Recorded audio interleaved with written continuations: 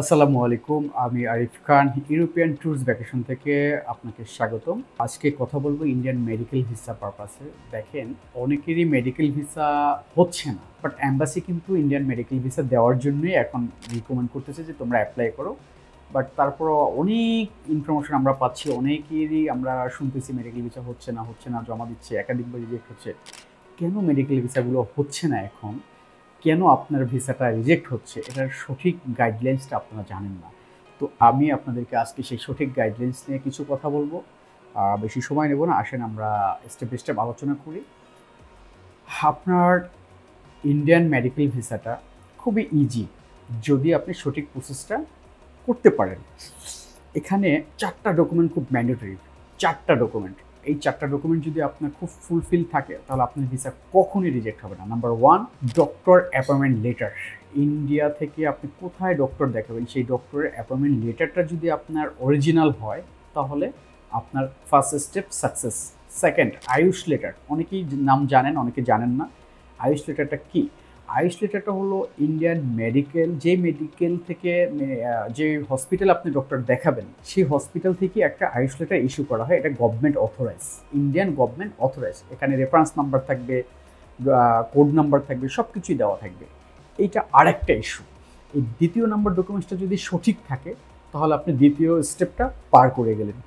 এবার আসেন তৃতীয় নাম্বার পয়েন্টটা। তৃতীয় নাম্বার হলো আপনি কিডনির পেশেন্ট হতে পারেন, আপনি ডায়াবেটিসের পেশেন্ট হতে পারেন, আপনি হার্টের পেশেন্ট হতে পারেন, যে পেশেন্টই হন না কেন।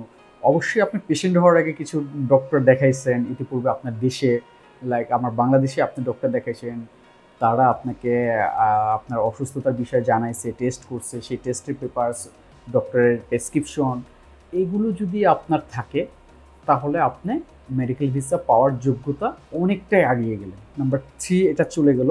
নাম্বার 4 হলো আপনি কি করেন, আপনার প্রফেশন। যদি বিজনেস আর সার্ভিস যে কোনোটা করতে পারেন। বিজনেস হলে সেই বিজনেস রিলেটেড ডকুমেন্টটা যদি সঠিক থাকে, আর সার্ভিস যদি করেন সে সার্ভিস রিলেটেড আপনার NOC, salary certificate, pay slip বা আদার্স যে ডকুমেন্টসগুলো যদি ঠিক থাকে তাহলে আপনার ইন্ডিয়ান মেডিকেল ভিসা রিজেক্ট হওয়ার কোনো চান্স নেই।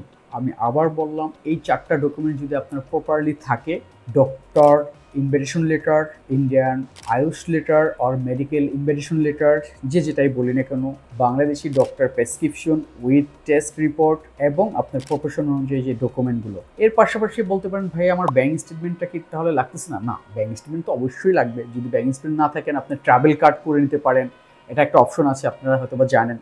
এটা আমি অপশনাল রাখছি, যার ব্যাংক নাই সে ট্রাভেল কার্ড করতে পারে।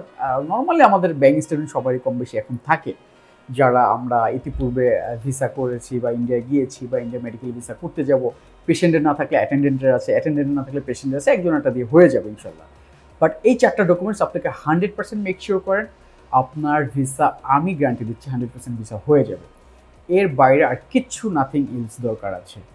ইনশাল্লাহ আপনাদের যদি ভালো লাগে কমেন্টস করে জানাবেন, ইনফরমেশনটা যদি হেল্পফুল হয়, আর নেক্সট আরও যদি বিস্তারিত জানতে চান অবশ্যই কমেন্ট করে আমাদেরকে জানাবেন। আমরা চেষ্টা করব আপনার কমেন্ট অনুযায়ী নতুন কোনো ভিডিও নিয়ে আসার জন্য। ভালো থাকবেন। আসসালামু আলাইকুম।